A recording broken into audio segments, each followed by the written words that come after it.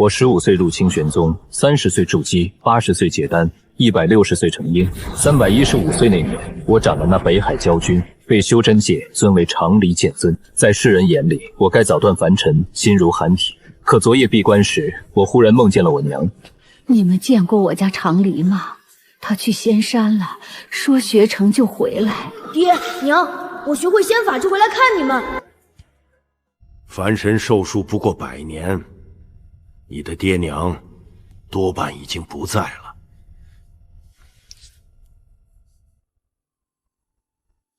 在不在，我都要回去看看。你如今身份不同，下山若被魔修知道，恐生事端。无妨，我只回家吃顿饭。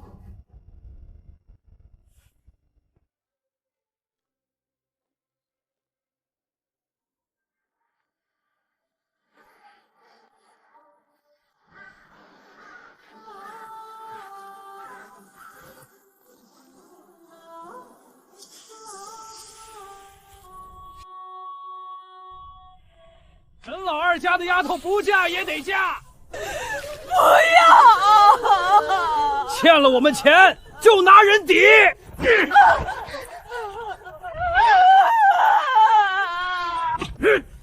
放开他！你谁呀？我姓沈，回来探亲。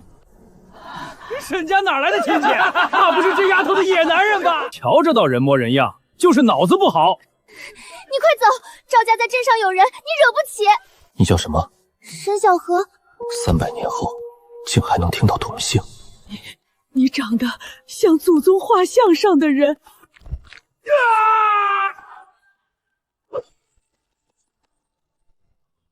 欠了多少？30两，30两，够！借据。赵家哪是正经讨债？沈老二才借了5两，3年滚到30两，摆明了想拿小河冲洗。借据在他们手里。可他们改过数。胡说八道！这点小把戏，比孩童涂鸦还拙劣。债清了，老人家不必。像沈家祖宗画上那个离家求仙的孩子，就是你这副模样。画像还在，在祠堂里，只是快被人拆了。你真是我们沈家亲戚？很远的亲戚。有多远？远到你们应该叫我祖宗。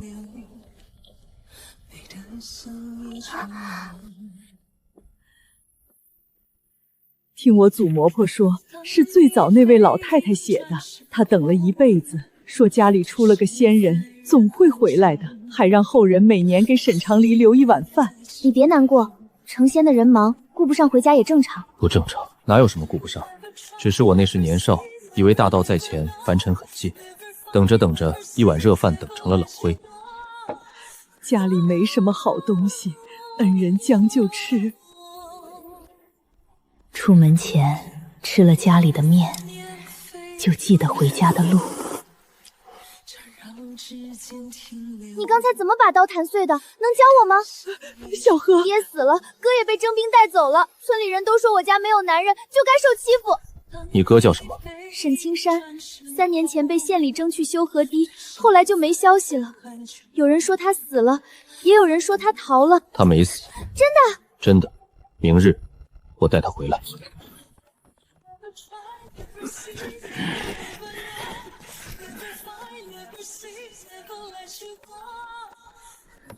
哼，你就是昨天打伤赵家人的外乡人。有事。沈家欠村里的税粮，祠堂那块地抵给村里了。今日我们来拆祠堂，与你无关。村长，税粮我们慢慢还，祠堂不能拆，那是沈家的根啊。根？沈家还有什么根？一个寡太太，一个丫头片子，留着祠堂占地，不如给村里修仓。你胡说，我哥还活着。活着？3年不回来，怕不是早死在外头了。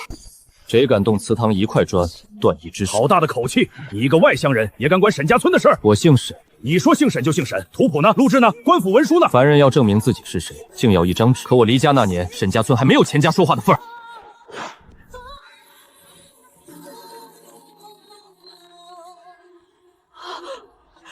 祖宗显灵了！装神弄鬼，给我拆！我说过，动祠堂者断手。你敢！我侄子在县衙当差，赵家背后还有仙门供奉，你得罪不起。沈家欠多少税粮？20担。没有那么多，本来只有3担，是他们年年加例。钱老狗，你还我家地！我儿当年就是被你逼走的。原来沈家的税也是你改的。娘，常理回来了。在他们眼里，画像显灵、救中自明、账册飞天，已经是神仙手段。可对我而言，这只是300年后迟来的一次归家。打死这个老狗，拉他去见官！凡人的恶，便交给凡人的规矩去算。你们敢动我，赵家仙师不会放过你们！黑风观的仙师就在镇上，他一句话就能让你们全村遭灾。黑风观，这名字不像正道，更像旁门邪修占了凡间香火，也敢自称仙门。黑风观的人很厉害，镇上人都说他们会招雷，还会请鬼。赵家每年给他们送很多银子，村长也给。他们来过沈家，去年冬天来过一次，说我们祠堂下面有灵脉，要我们迁坟。奶奶不同意，他们就让村长加税粮。难怪沈家被逼到这个地步。恩人，要不你快走吧。你有本事，可黑风观有好多仙师，我们沈家不能连累你。我不是恩人。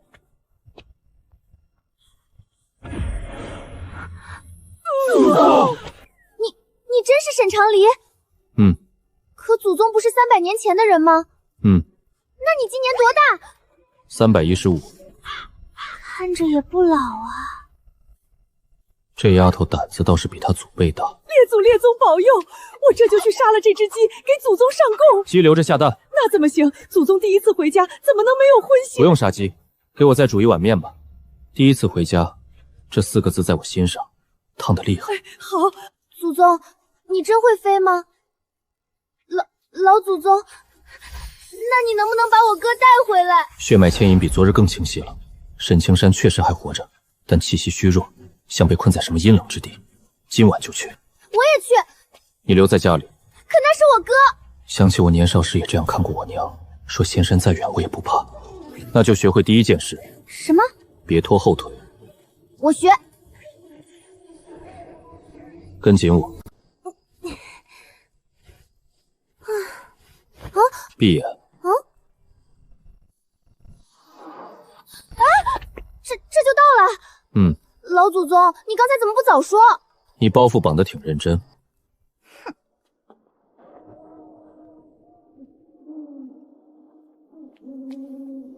红白相冲，阴气极重。这是赵家，冰阳子少爷死了，听说今晚办冥婚，是春仙姐。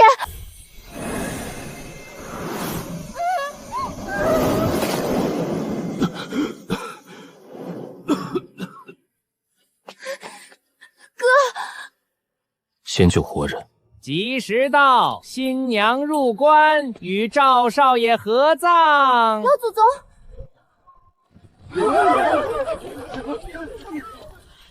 谁敢坏本仙师法事？沈家人。又是你们沈家！来人，把这小贱人也抓了，正好给我儿做妾。用活人配冥婚，谁教你的？凡人命贱，能陪赵少爷下葬是他们福气。原来如此。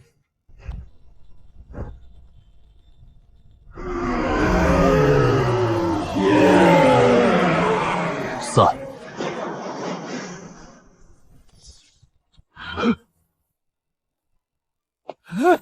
前辈饶命，小的是黑风观外门弟子，不知前辈驾临。黑风观在哪里？城北。去救人。哥，小何。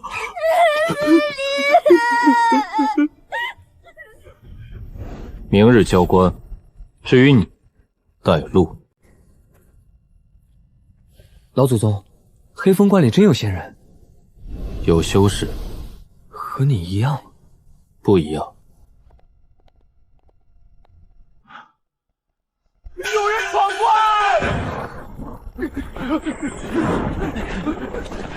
凡间什么时候出了你这号散修，敢闯黑风观？知道我们观主是谁吗？沈家村灵脉是你们要挖？原来是为那废脉来的。怎么，沈家请你护坟？是。一个破村子也配占灵脉？我们替天行道建法坛，是他们祖坟有幸。看着，看什么？看仙师怎么死。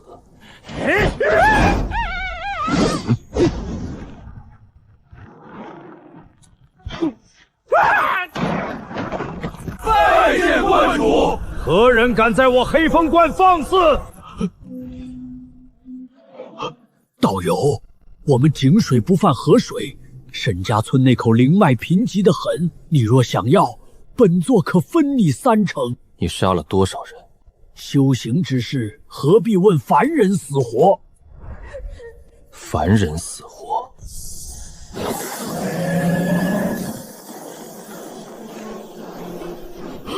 剑尊，你是元婴剑尊！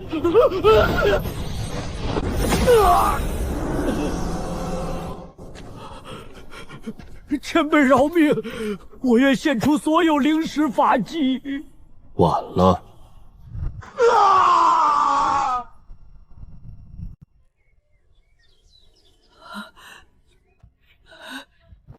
青山，奶奶，我回来了。活着就好，活着就好。你还知道回来？你知不知道奶奶病了多少回？赵家都要把我卖了。师哥没用，你是没用，但活着就行。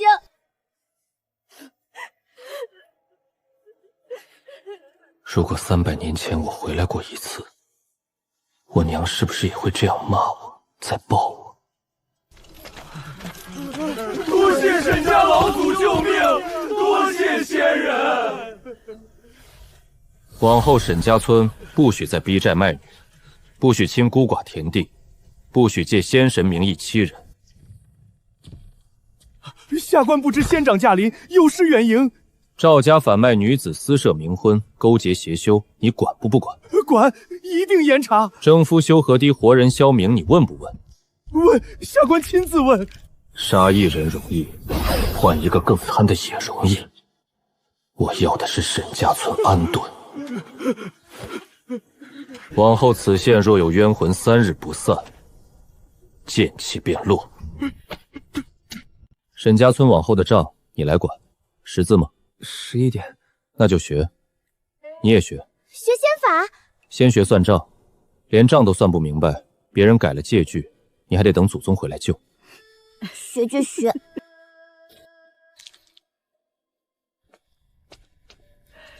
老祖宗，吃饭了。门外月色正好。300年后，我终于吃上了回家的第2碗饭。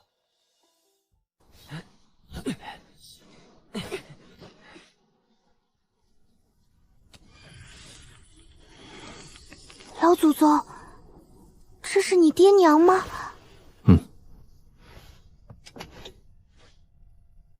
爹娘，长离回来了。我学会仙法了，会御剑，会炼丹，会布阵，也会杀很多很厉害的妖魔。师门待我很好，掌门师兄嘴硬心软，师侄们见了我都怕。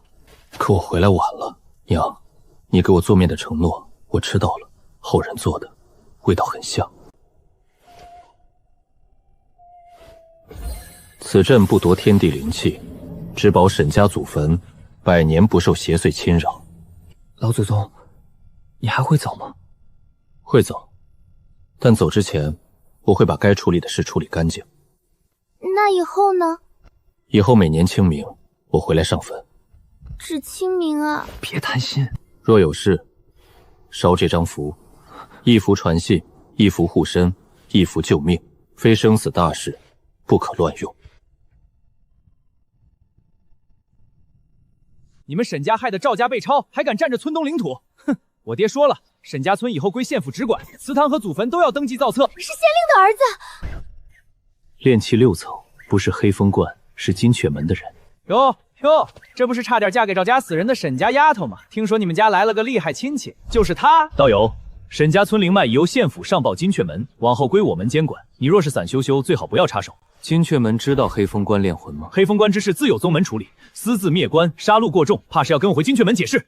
黑风关害了那么多人，你不抓他们，反来抓救人的，你算什么东西？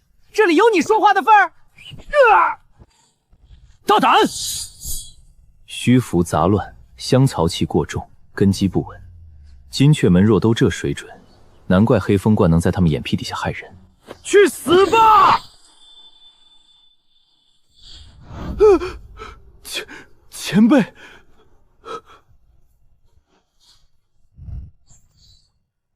金雀门外室弟子。常立剑尊！常立剑尊！你门下弟子替县府夺凡人祖坟灵脉，知道吗？晚辈不知，剑尊恕罪，晚辈立刻亲自。不用亲自来，派个懂规矩的来，3日内给沈家村一个交代。是，晚辈遵命。县令昨日答应严查，今日你就来夺地。看来我留在县下满匾里的剑气，他没看懂。县长饶命！县长饶命！青山带着账册和证据亲自去县衙，你也去。我看着他们怎么写审案纸，怎么按善守日。沈家不能只靠我一剑，你们要学会自己站在堂上说话。老祖宗，我今天看见刘承玉跪在堂上了。他以前可威风了，路过街上谁都给他让路。可县太爷一拍惊马，他吓得话都说不利索。我还看见那些被救的姐姐来作证，她们以前都不敢出门，今天哭着把赵家家做的坏事全说了。很好。所以我想修仙。前面和后面有什么关系？有关系，我要是厉害，就没人敢闭门闭嘴。凡人看修士遇剑成风，只见风光不见世故。300年里，我见过太多天资绝艳的人在秘境死在雷劫，死在同门背叛，也死在自己心魔里。修仙很苦，我不怕苦。会离家。这话对一个16岁的姑娘太重。可300年前，若有人告诉我这些，也许我仍会走，但至少我会回头再做多看我娘一眼。老祖宗，若小荷真有仙缘，就让她去吧。奶奶舍不得。可舍不得也不能把你困在村里。你爹当年活着的时候常说，小荷比男娃还倔，若生在好人家，说不定能读书做官。如今祖宗回来了，你有更大的路，奶奶不能拦。可是我走了，谁照顾你？我来照顾。哥回来了，不会再让奶奶一个人。我像看见300年前另一个可能。如果那时我问过爹娘，他们也许会舍不得，却仍旧会让我走。凡人父母的爱，有时比修士大道更宽。木火双灵根，性坚韧，适合清玄宗单剑一派。我没说立刻收你，先守孝3月。守谁的孝？守你差点失去的凡尘。3月内，每日练气1个时辰，读律1个时辰，照顾家里1个时辰。3月后，你若还想走，我带你上山。老祖宗，我会做到。这一次，沈家的孩子离家前，至少会好好告别。老祖宗，又来一个会飞的！你在凡间收徒了？还没。那就好。清玄宗最近够乱了，不能再……掌门祖宗好。他叫沈小荷，沈家后人。木火双灵根，性也亮，是个好条子。你还真打算把他带回清玄宗？3月后再说。也好，你这一脉冷了太久，有个人吵吵闹闹，也许不是坏事。你来做什么？魔门知道你下山了，血河老祖的残魂现世，似乎冲着你来的。还有北海教族也派了人。多谢。怕我连累凡人。是。常理，你若留在这里，魔部门正面杀你，便会冲沈家下手。300年前我不回家是错，300年后若因为我回来害了沈家，也是错。跟我回宗门吧，沈家这边我派人暗中照看。再等3日。3日能做什么？给我爹娘重修坟碑，给沈家祠堂补梁，教小荷引气入体，替青山立住村中规矩。还有，等该来的人来。血河魔气，既然魔门想找我，那就不必让他们四处寻。这里是沈家村，是我爹娘埋骨之地，有些债，正好在这里清一清。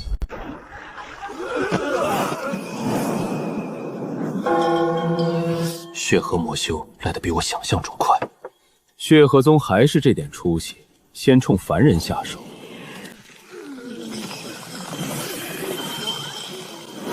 血河老祖，老祖宗，他们是什么人？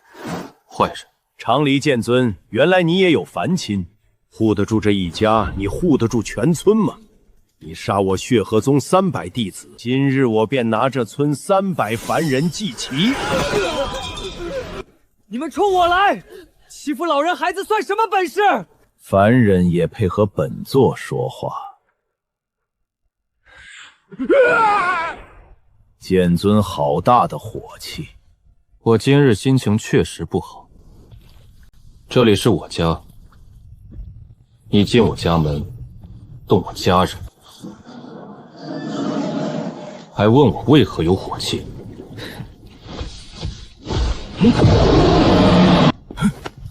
我来。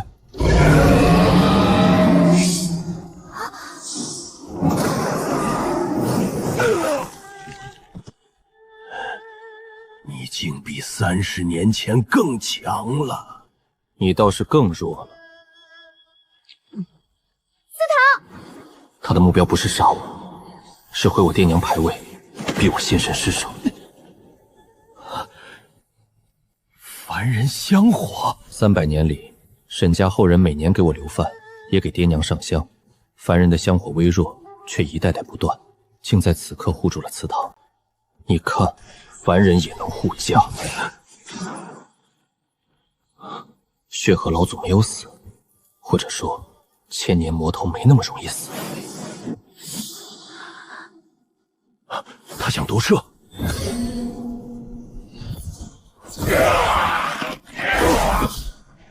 我给他的护身符挡住血芒一息，只一息，够了。沈长离，你护得了他们一时，护不了一世。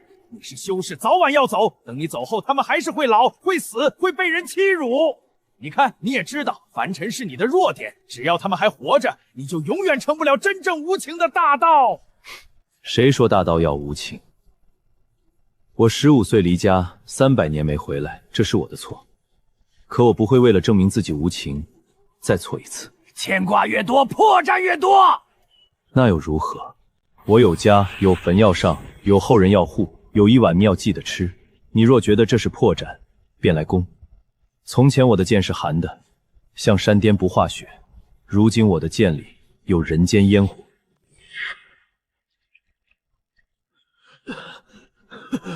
你这次回家，道怀出点名堂。什么名堂？以前你像把剑，现在像个人了。你以前骂人也这么拐弯？奶奶，我刚才差点死了。凡人该哭就哭，该怕就怕，能把恐惧哭出来，也是活着的福气。老祖宗，我还修仙，我怕死，但我更怕以后有人这样欺负我家，我只能哭。好，看来清玄宗真要多个小祖宗了。掌门祖宗，你是在说我吗？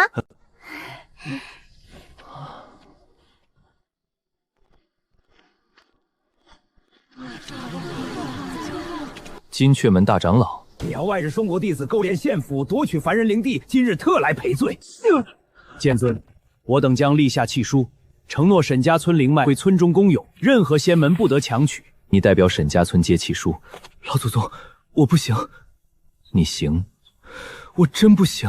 你在矿场护住10几孩子时，也觉得自己不行，怕也拿着。从前沈家在村里是被欺负的孤寡户，如今他第一次站在众人面前，替全村接下一份能保命的契书。这一步比学会任何仙法都重要。剑尊，可是赔礼不够。凡人守不住太多灵石，剩下灵石换成3项东西。第一，派正经医修每月来村中义诊一次，为期10年。第二，在县学增设寒门名额，沈家村孩子可免费入学。第三，金雀门在此地设监察牌，若再有修士借仙门之名欺压凡人，村民可击牌告状。剑尊所虑深远，晚辈受教。我只是知道银钱会花完，威慑会变淡，可读书、医药和能告状的路，会让一个村子慢慢长出骨头。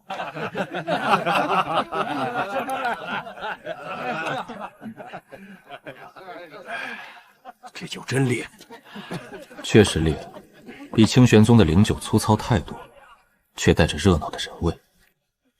难怪你不愿立刻回去。宗门催了，催了。北海那边又有动静，焦族派使者上山，说要与你谈。该来的总会来。老祖宗，吃。滚烫、粗糙，带着一点焦香。我还会走，但这里从此不是回不来的旧梦。北海焦军3个月前被我斩于海上，焦族记恨我很正常。不正常的是，他们竟敢找到沈家村。凡人气息污浊，剑族竟真住得下去。有事？我叔父死于你手，北海需要一个交代。你叔父吃人时给7成百人交代了吗？那是沿海凡民自愿献祭，换我北海庇护风调雨顿。谁会自愿把孩子送给妖怪吃？凡女，这里有你说话的份。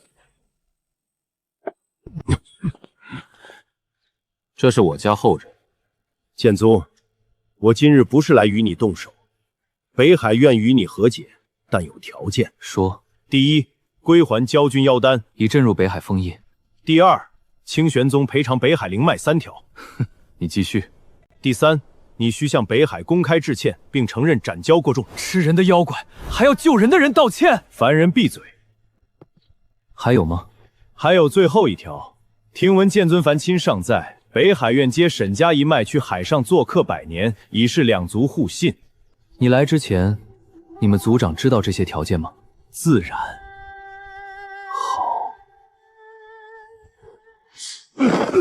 沈长礼，你敢杀使者？不杀。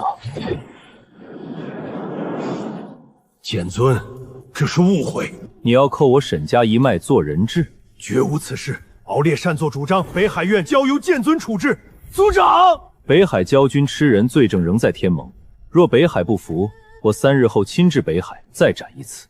北海服，还有赔偿沿海7成。赔，给被吞孩童立魂碑。立。往后焦族入凡境，需过天盟侦查。可。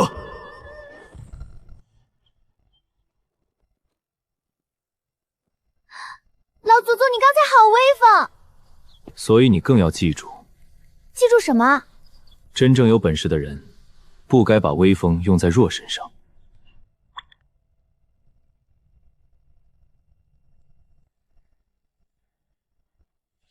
沈家从村里弱的一户重新站了起来。我知道，我也该走了。这些不是让你做第2个前村长。我明白。离开前，我给沈家留了3条路，你不明白也没关系。我在祠堂门口留了一道问心剑，往后沈家掌杖之人，每年祭祖都要过剑。若心有贪念，剑会响。老祖宗，响了会怎样？轻则头疼3日，重呢？你不会想知道。哼。第2条是沈小河的路。3月后，你若仍愿修仙，掌门师兄会派人来接你入清玄宗外门。你不会因为是我的后人就直接拜入主峰，必须从杂役和外门试炼走起。我还以为能直接当老祖宗的徒弟。你老祖宗当年也砍了3年柴。真的？真的。那我也砍。第3条是整个沈家村的路，村口方向金阙门监察牌已经立起，现学方定下，一修一诊也写入契约。可我知道这些外力终究有限，于是我在祠堂旁边建了一间小小书屋，书屋里摆着凡间律例、农书、水路图册，也有最浅显的修行常识。村中孩子无论男女都可来读。从前女娃哪有读书的命？以后有。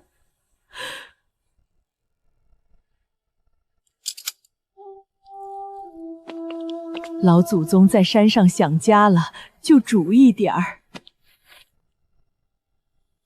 老祖宗，你清明一定回来。中秋呢？看情况。过年呢？若无大战，便回。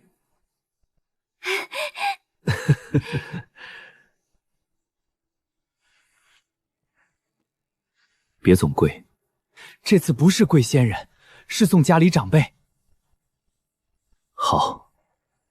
300年前我离家时，觉得山外才是大道；300年后我才知道，回头处也是道。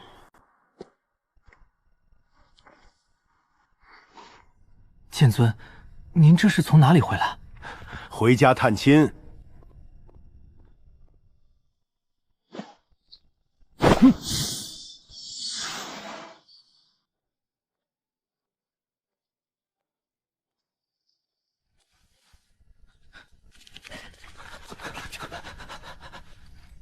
剑尊，您凡间的亲戚是不是都叫您祖宗啊？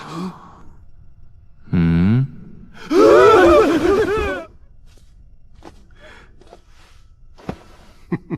你是不知道，你不在这些日子，宗门弟子偷偷打赌，说你回还间肯定住不过1天。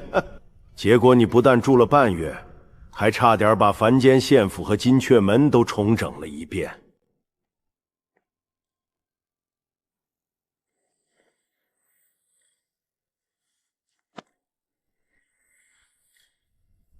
虽然看起来格格不入，可我觉得很好。常离，你真的变了。变弱了？不，更强了。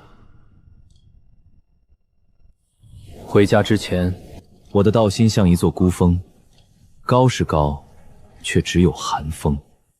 回家之后，我才发现山下有人间灯火，灯不如剑光锋利，却能照见来处。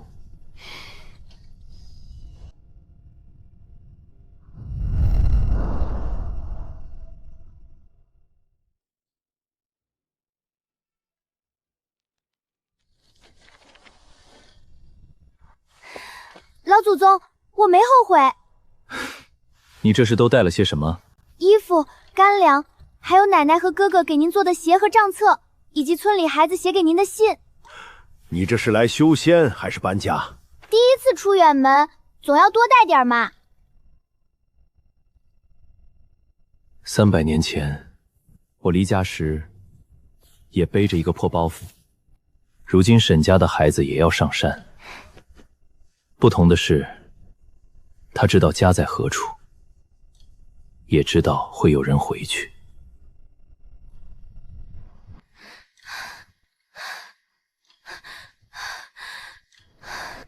怕吗？怕。那还走？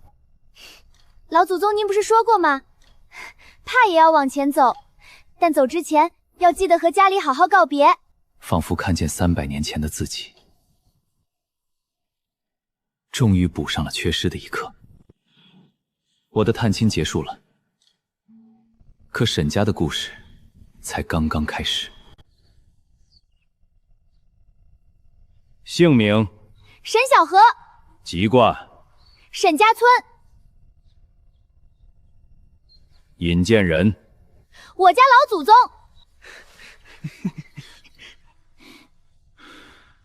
入外门后，不论出身，只看秦本。莫说你只是剑尊后人，就算你是剑尊亲传，也要从挑水劈柴开始。我会挑水，也会劈柴。你家后人挺会说实话啊。不好？好是好，就是外门要热闹了。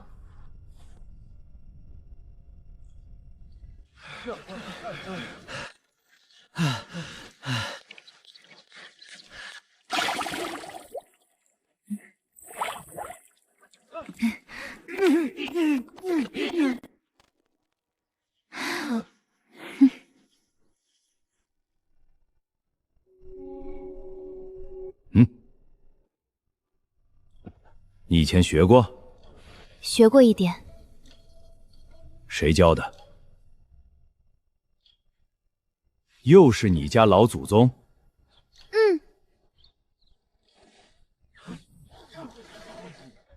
怪不这么厉害，原来是有人开小灶啊，还说不靠出身呢。你要是不服，明天挑水我们比。谁要和你比挑水？那比劈柴。粗活有什么好比？那比引气。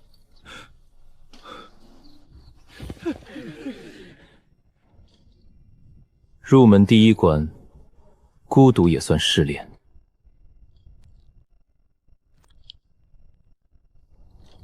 奶奶，哥，我今天没丢人。老祖宗，我也没给你丢人。心软了？啊！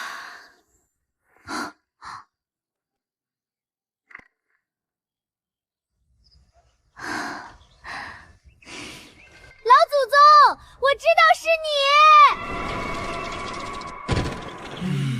哦，忽然觉得有些后悔。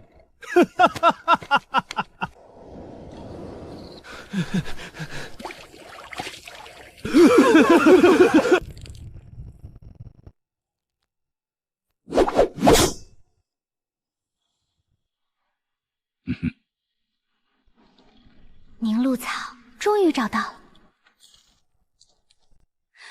小何怎么办？草药全掉了，交不够100株会扣月令的。先采。可是日落前时间根本不够了。够。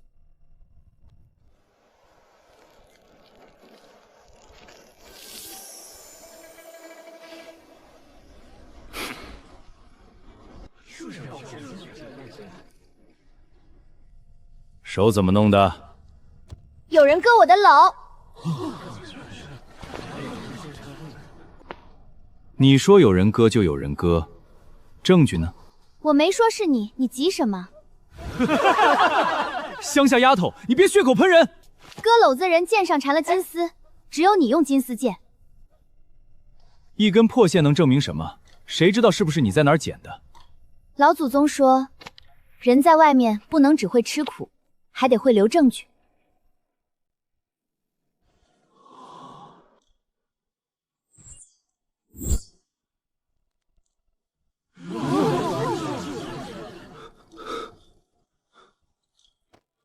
同门相害，罚入寒潭思过10日，扣半年月例。你不就是仗着有个剑王老祖吗？是啊。你要是不服，等你从寒潭出来，我们再比。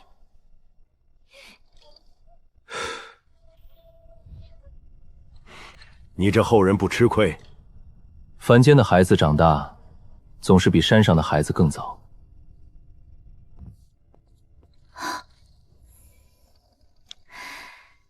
谢谢老祖宗。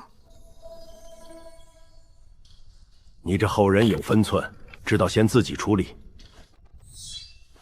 他让你3日后再去。我知道。那你现在去哪儿？路过。你从清玄宗路过到沈家村？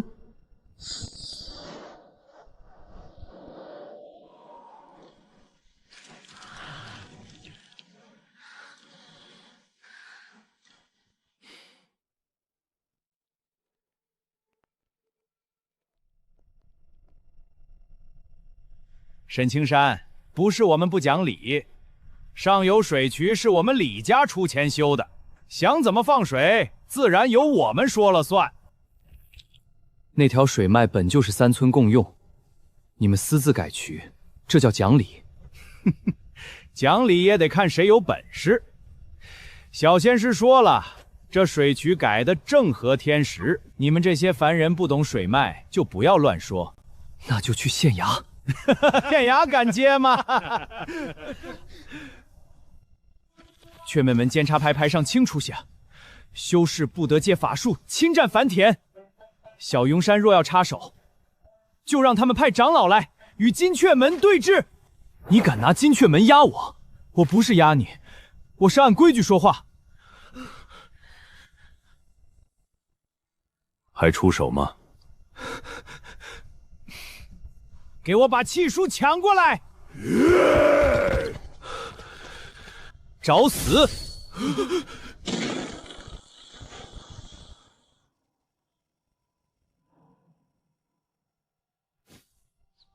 小庸山弟子，谁许你对凡人动法？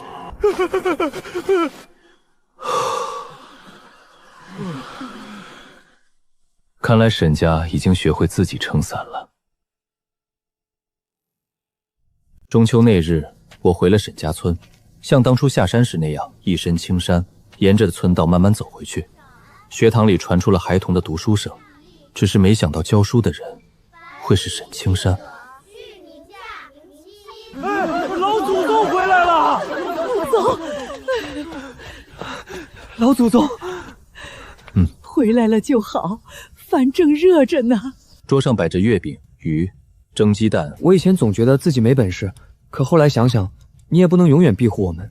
你给了规矩和路，剩下的总要我们自己走。你做得很好。夜里，村中祭月，孩子们围着我求我讲仙山故事。我挑了些不吓人的讲。云海里有发光的鱼，单防炸炉时能把人熏黑。掌门年轻时被灵鹤追着啄。沈长黎，你讲故事能不能别带上我？那只灵鹤后来成了护山灵兽。沈家作风绿化。月亮升到最高时，我去了祖坟，坟前已经有人摆了月饼和新酒。这次我不再觉得愧疚，因为多了些别的东西，热饭、灯火，有人真的等到了我。下山时，沈青山站在路口等我。老祖宗，过年还回来吗？回。他笑了，终于能把这句话带回去给林婆婆交差。那晚我没有住祠堂，睡在老屋的那间小房，仿佛又听见我娘在院里喊：长黎，吃饭了。中秋之后，我发现那枚旧铜钱变了，它跟了我300年，原本只是普通凡铜，因常年贴身沾了些灵气，才没有锈坏。可从沈家村回来后，铜钱边缘竟生出一道极细的金纹。这是愿力。愿力。凡人长久思念、供奉、牵挂，若足够纯净，会在旧物上凝成愿力。你娘给你的铜钱，沈家后人又供了你300年，这东西已经不是普通铜钱了。若炼成法器，能护神魂，你如今剑意太盛，度化神劫时最怕心魔。这枚铜钱或许能帮你。化神劫是我迟迟没有踏出的那一步。修真界所有人都以为我是剑道天才，可只有我知道，我的心魔一直在那里。从前我不敢看，如今我回家了，却更清楚地知道，有些遗憾无法补回。长黎，你该闭关了。再等等。等什么？等他第一次外门小比。你现在真的很像个操心晚辈的老祖宗。我本来就是。外门小比结束后，当天夜里，我把铜钱挂回颈间，进了闭关室。想好了？想好了。心魔呢？我带着他一起过。化神雷劫来得很快，闭关第3日，清玄宗上空乌云压顶，雷光出落，整个宗门开启护山大阵，所有弟子退到100里之外。掌门师祖，老祖宗会没事吧？他很强。很强就一定没事吗？不一定，修士逆天而行，哪有一定没事？越强的劫，越是九死一生。第1道雷落下时，整座清玄山都亮如白昼。前8道天雷，我以剑斩之。第9道雷落下时，天地忽然安静。我眼前出现了老屋、门槛、灶台、院里的枣树，还有坐在屋檐下缝衣的女人。长黎，回来了。我站在原地，知道这是心魔，可我还是走了过去。娘，长高了，也瘦了。娘，我回来晚了。山路远，回来就好。太晚了，你等了一辈子。娘是等过，也怨过，可后来想想，娘不能因为舍不得就怪你往前走。可我答应过你。长黎，人这一辈子总有来不及，你不能永远跪在来不及前面。老屋外似乎有很多声音传来。老祖宗，家里一切都好。老祖，我会守好沈家。老祖宗，你还没看我筑基呢。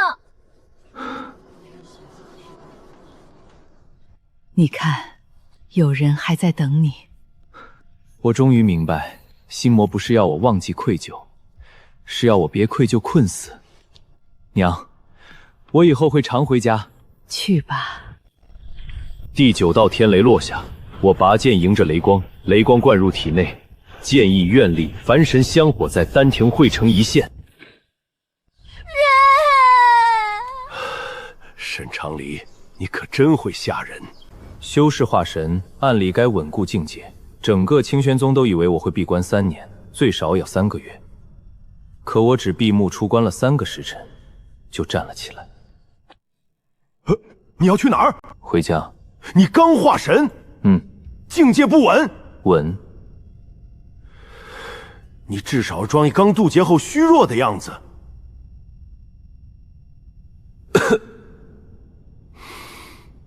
沈小河听说我要回沈家村，连忙从外丛门冲来，连包袱都背好了。我也回。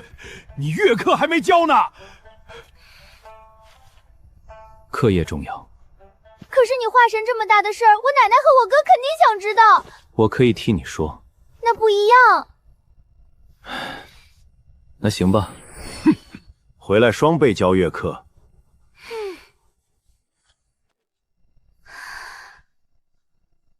老祖宗，原来在天上看家是这样的。你要牢牢记住这样子。为什么？以后你飞得越高，越要记得下面有人。我们到沈沙村时，刚好傍晚。回来啦！奶奶，我跟你说，雷姐可吓人了，老祖宗可厉害了，掌门祖宗脸都白了。老祖宗，化神是不是很厉害？特别厉害，掌门祖宗说整个东幽都没几个。哎呦，这么大的喜事，我这就去煮面，今晚每人吃2颗蛋。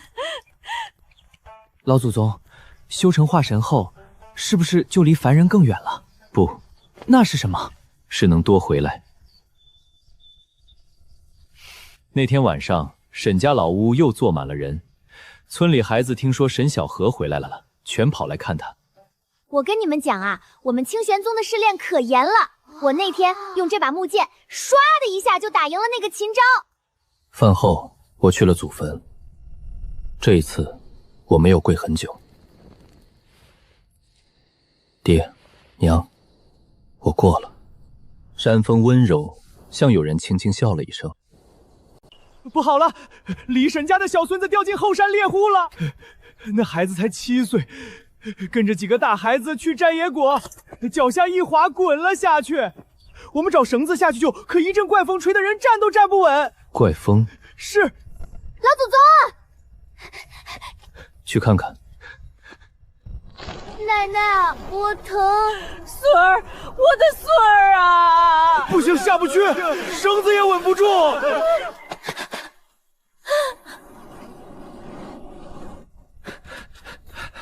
老祖宗，您救救他！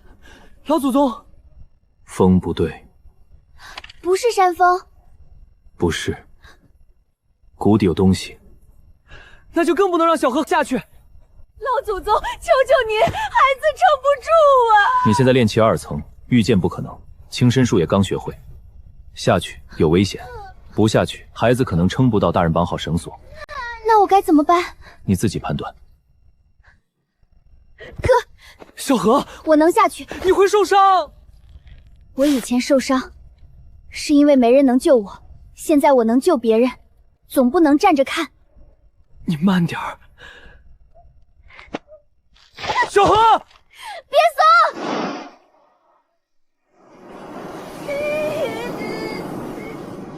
风妖。老祖宗，下面真有妖。低阶风妖。那您为什么不出手？下去了，可他会受伤。所以他学会判断什么时候该退，什么时候该救。非生死大事不可乱用。走开！老祖宗，他没有求救，他疼得都哭了。他还在看剑。走开！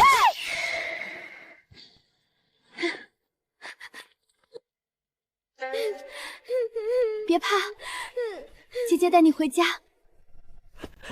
谢谢你，谢谢你啊！别，我受不起。他真把孩子救上来了，沈家丫头真是能救人的人了。老祖宗，我做的还行吗？很好。那我以后是不是能救更多人？能，但记住，救人之前也要学会活着回来。老祖宗，我今天怕的腿都软了，怕不丢人，可我还是下去了。所以你比昨天更像一个修士。以前我练剑是想赢秦昭，也想证明自己不比谁差。现在我知道了，剑不是只用来比输赢的。那是用来做什么的？有人在谷底哭喊时，我能伸出去的一只手。记住这句话。这里有东西，是我爹的字。九梁是300年前留下的，后来祠堂几次小修都没动过。也就是说，这封信在梁中藏了300年。老祖宗，您不看吗？看，只是手有些不听使唤。吾儿常离，见字如面。老祖宗，我爹是个沉默的人。他信里写了什么？写了很多。他说我走后，我娘每日去村口看路。每日？后来腿疼了，就3日去一次。后来呢？再后他知道自己等不到了，便让我爹把这封信藏进祠堂梁里。老太们是想让您不回来时能看见。若有一日归家，先吃饭，后上坟。活人比死人要紧。老祖宗，你哭吧，我不笑话你。我没哭。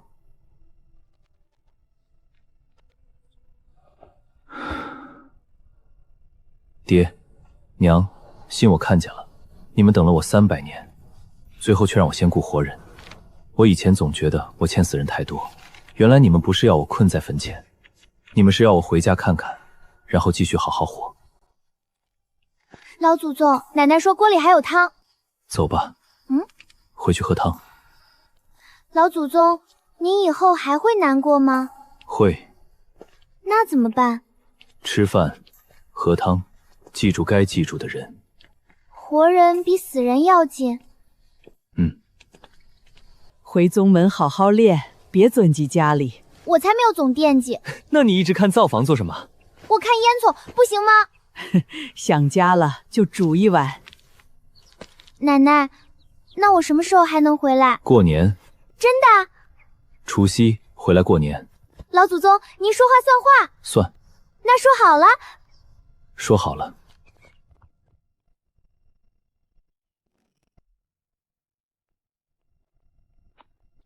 老祖宗，东西都带齐了。林婆婆的养生丹，哥哥的新章笔，村里孩子的启蒙玉简，还有给自己的红头绳。过年嘛。藏什么？怕您说我不务正要。会打扮也是过年。那我能带？回村再带。老祖宗，您还记得吗？记得。我还没说是什么呢。除夕回沈家村过年。我还以为您说修士不重凡节。以前可能会。那现在呢？现在要赶路。掌门祖宗。我只是巡查繁境，顺路。巡查还带酒？路远御寒。修士怕冷。你管得越来越宽了。走吧。回家过年。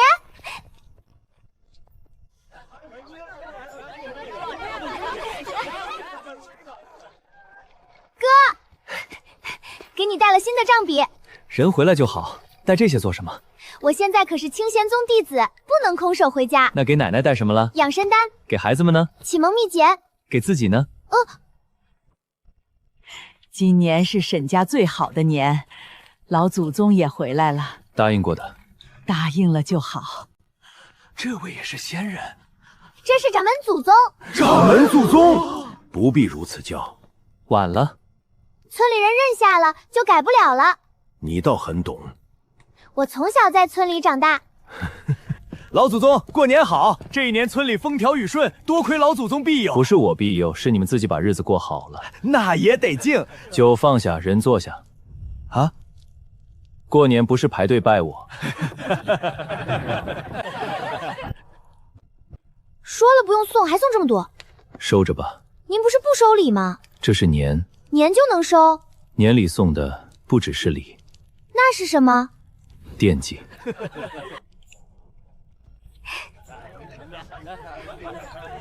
我有几百年没过凡人的年了，感觉如何？吵，但不讨厌。那就多坐一会儿。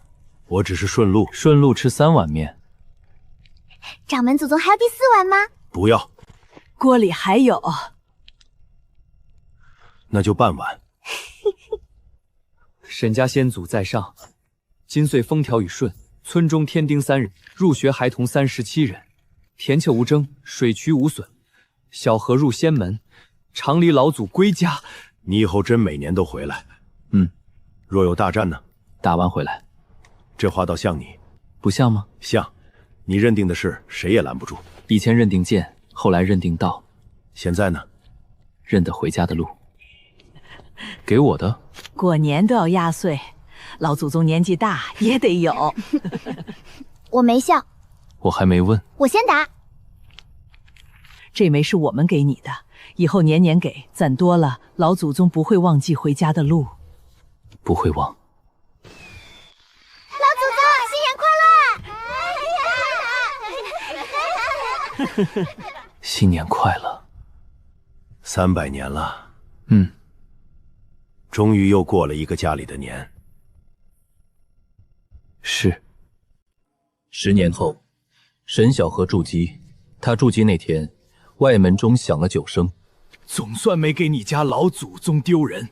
沈小河，恭喜。下次比剑，你可别又输。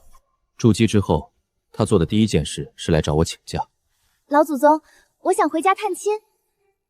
我看着他，忽然有种岁月绕了一圈的感觉，身上也有了真正修士的清气。去吧。你不问我回去做什么？探亲还需要理由。那你去吗？这次你自己去。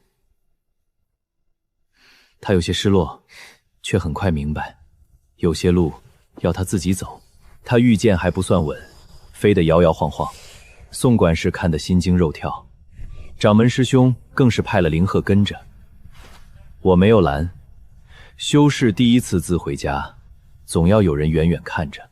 3日后，沈小河传回影符。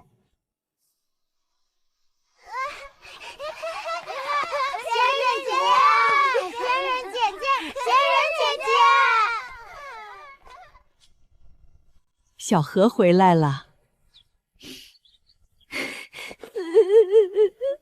奶奶，我筑基了，我能活很久了，也能飞很远了，可是我还想回家吃你做的饭。那就吃。我站在洞府里，看着影符中的一切，许久没有动。你当年若能这样回来就好了。难过？不，很好。遗憾不会消失，但它可以变成提醒后来人的灯。沈小河没有重复我的错，他知道大道在前，也知道家在身后，这就很好。那年清明，我和沈小河一起回村上坟。我筑基了。老祖宗，你爹娘会不会也替我高兴？会。山风吹过，祠堂旧钟轻轻响了一声，像有人在远处应他。常离第一次回家探人，那可不是寻常探亲。我听说他一怒灭了黑风观，是他逼北海教族低头。金雀门也是因他改了凡境监察令。还有沈家村出了个能和天才争锋的女剑修。他们把故事讲得还挺热闹，可若有人问我那次探亲最重要的是什么，我会说是一碗面。奶奶，老祖宗，我这辈子值了。您这一生护住了很多人。我哪有那么大本事？沈家有饭吃有书读，沈青山成了能成家的男人，沈小河成了会飞的仙人。老太太等了一辈子的人，到底还是回来了。小河啊，以后飞得再高，也要记得回家。我记得，我一定记得。那就好。奶奶，我回来了，您放心，我以后还会来。老祖宗，生老病死还是很过。可这次，因为你们好好告别了。好好告别，原来也很重要。很重要。老祖宗，我没让温心剑想过。我知道，真的，你这一生把沈家村打理得很好。我没修仙，不修仙也能把一生过好，那就好。老祖宗，凡人一生好短，可他们活得好认真，所以修士更不能轻慢他们。以前我总觉得修士活得久，活得久不代表看得明白。那什么才算明白？知道自己从哪里来，也知道剑该指向哪里。师父，我是不是很没出息？想家？家里有事儿？娘说想我了，回去看看。记得吃饭，记得告别，记得再回来。师父不骂我？想家不是错。老祖宗，我说的对吗？对。我可算出师啦。还早。您就不能夸我一句？已经夸了。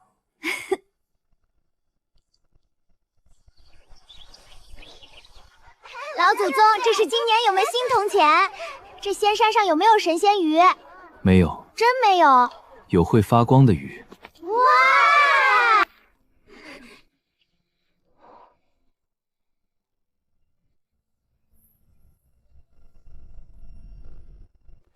老祖宗，您现在走到哪里都带着这些？干面、旧铜钱、红枫，还有那封信。为什么？提醒我不是从石头里生出来的剑尊，我会时刻记得我是沈长礼，沈家村沈山和周氏的儿子。15岁离家，300年后第一次回家探亲，回来的太晚，但终究回来了。老祖宗，吃饭了吗？还没有。那我煮面。何为大道？年少时我答剑，后来我答天地，如今我想答案也可以是一盏灯，一条回家的路。老祖宗，面快好了。来了。凡尘不是修行的障碍，凡尘也是道。